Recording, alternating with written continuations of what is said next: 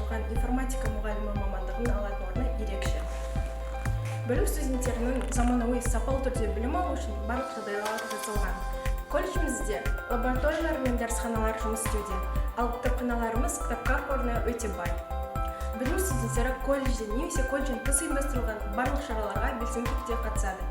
Бұның дәлелі ретінде колледжімізде ашылған робот негіздері, фото және видео ісі, веб-дизайн, еріктілер клубы сияқты клубтар ашылған.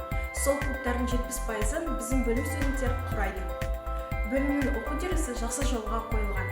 Студенттердің оқу процесі барысында оқытудың инновациялық және педагогикалық технологиялары жайлы толыққанды ақпарат алып, оларды практика жүзінде қолдануды үйренеді. Сіз өз таңдауыңызды жасаңыз, Анин Алгозованға өз таңдауыңызды